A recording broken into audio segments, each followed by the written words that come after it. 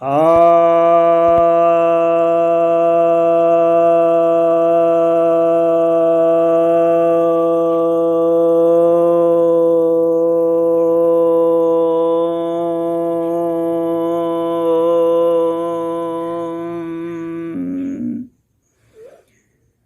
सभी भक्तजनों को सप्रेम नमन।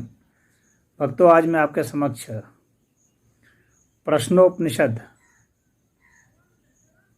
के पहले प्रश्न के 8वें मंत्र के ऊपर प्रवचन करने जा रहा हूँ। यह 8वां मंत्र कहता है, विश्वरूपम हरिणम जातवेद संपरायणम ज्योतिरेकम तपंतम सहस्ररश्मिः शतधा वर्तमानः प्राणः प्रजानाम उदत्तेश सूर्यः। अर्थात यह जो सूर्य है, यह सूर्य सर्वरूप है, रश्मिवान है, ज्ञान संपन्न है, सबका आश्रय है, ज्योतिर्मय है, एकमेव है और तपता है, सबको तपन देता है। यह सूर्य हजारों प्रकार के किरणों वाला है, सैकड़ों प्रकार से वर्तमान प्रजाओं के प्राण रूप से उदित हुआ है। वैदिक शब्दावली में सूर्य को आत्मा भी कहा जाता है, या ऐसा कहें कि आत्मा का एक नाम सूर्य भी है।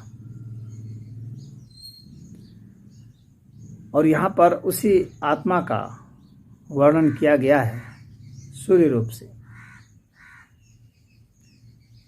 कहा गया है कि वह सर्वरूप है, आत्मा ही सभी रूपों में हुआ है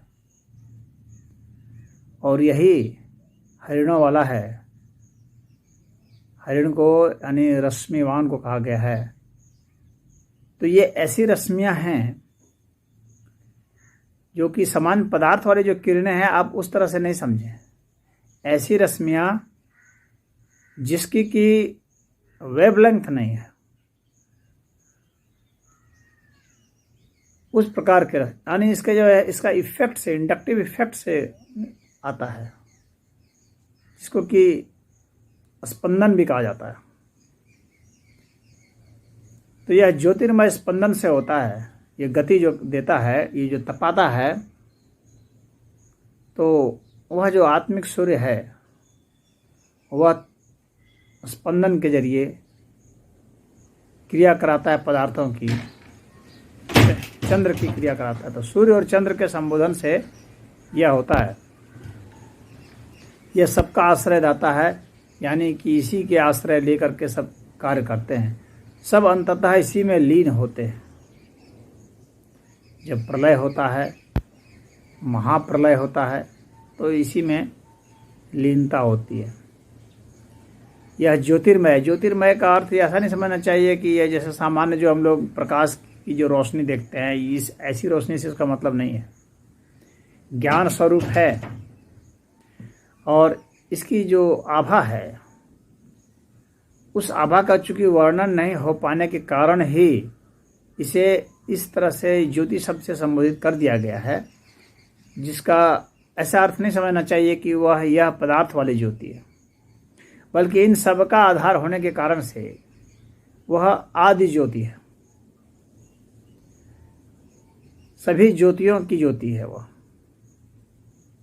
यानी प्रकाश की वास्तविक उत्पत्ति वहां से होती है, ऊर्जा की उत्पत्ति वहां से होती है। न सिर्फ ज्योति की, प्रकाश की, बल्कि ध्वनियों की भी उत्पत्ति उधर से ही होती है। लेकिन वो डायरेक्ट वह उत्पादन करता है जैसा नहीं है, निरपेक्ष रहते हुए उत्पादन करता है। मध्य में जो है वह माया का क्षेत्र आता है, प्रकृति और आत्मा के मध्य में, यानी यहाँ जो सूर्य कहा गया है। और वह इस प्रकार से ही तपाता है और अद्वितीय है, मतलब यानी उसके जैसा कुछ नहीं है, यानी वह एकमेव है, यानी वह सिर्फ और सिर्फ वही है, उसके सिवाय और कुछ नहीं है। अद्वितीय का अर्थ ऐसा समझना चाहिए, ऐसा नहीं कि एक है। यहाँ पर ज्योतिरेकम लिखा हुआ है तो इसका अर्थ यानी समझना चाहिए कि उसकी एक की संख्या है, एक मेव की संख्या है, केवल की संख्या, सिर्फ की संख्या, ओनली है। और यह सूर्य जो बताया गया है कि हजारों प्रकार की किरणों वाला, यानी इसके स्पंदन से हजारों प्रकार की किरणें निकलती हैं। तमाम तरह की जो भी किरणें आप देखते हैं, अल्ट्रावायलेट, इंफ्रारेड वगैरह वगैरह, जितने भी प्रकार की तरंगे हैं, गामा रेज हो गया, बीटा रेज हो गया, जो भी रेज हैं, ये सारे रेज जो हैं वो उस एक रेज से आ रहे हैं जो कि उस हजारों में से कोई एक है। यानी समझ सकते हैं कई स्टेप आप जाएंगे तब जाकर के वहाँ सूक्ष्मता में आप पहुँचते हैं। तो वह स्पंदन से होता है, डायरेक्ट उससे प्रोडक्शन नहीं होता है, उसके प्रभाव से होता है।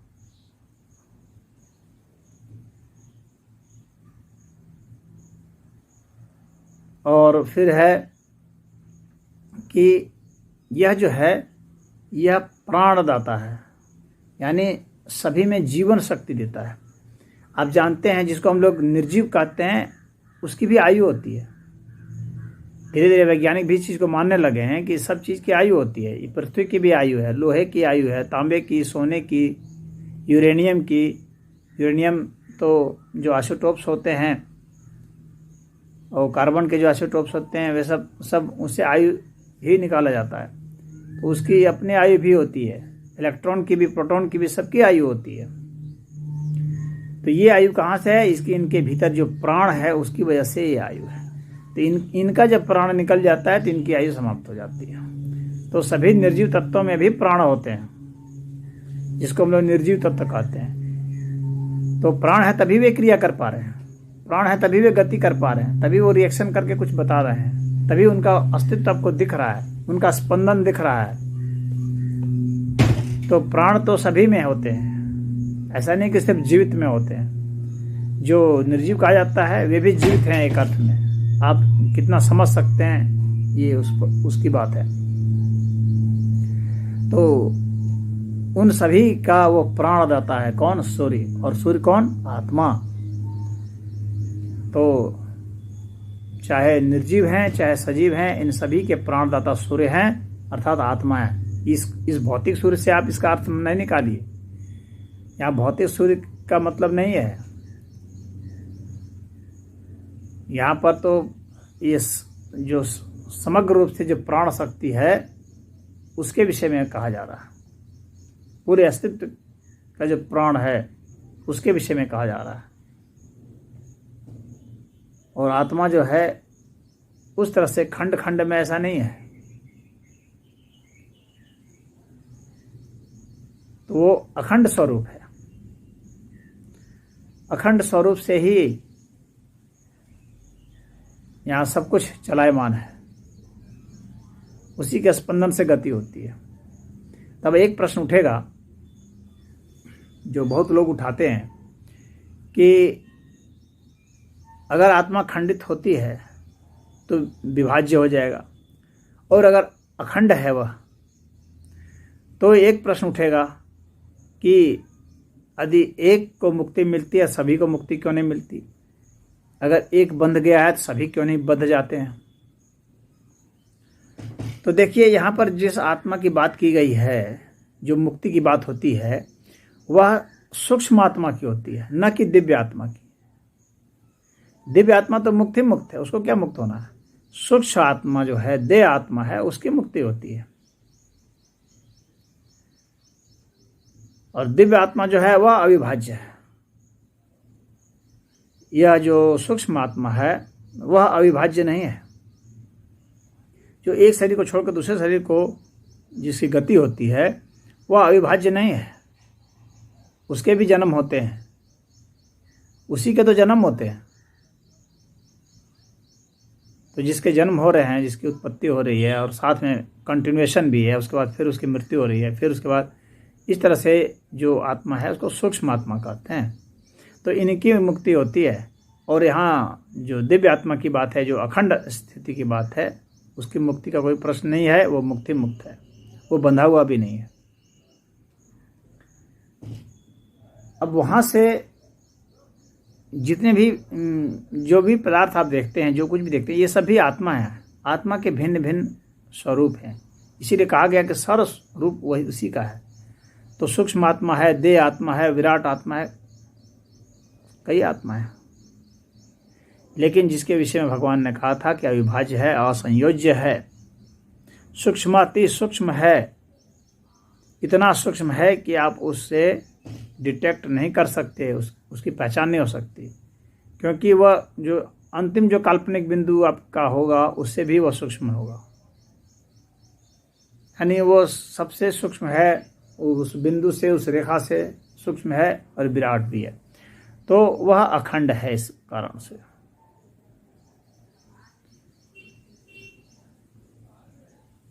तो वहाँ पर जो है अखंडता है और यहाँ सूक्ष्म आत्मा के स्तर पर खंडता है। परंतु यह जो सूक्ष्म आत्मा के स्तर पर जो खंडता है, यह उसके अंतर्गत ही है, उसके बाहर नहीं है। इसीलिए उस अखंड में यह खंड है, इसीलिए उसका पाठ होते हुए भी अलग है, या अलग होते हुए भी उसका पाठ है। इस तरह से आप इसको समझ लीजिए। तो यही यहाँ पर उपदेश दिया जा रहा है। तो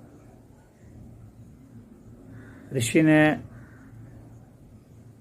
जो उपदेश दिए हैं इस उपनिषद में, यह जो मंत्र है पिपलाद, यह बहुत अच्छा मंत्र है। उम्मीद है कि आपको इसके भावार्थ, इसके गूढ़ार्थ समझ में आ गए होंगे। ओम।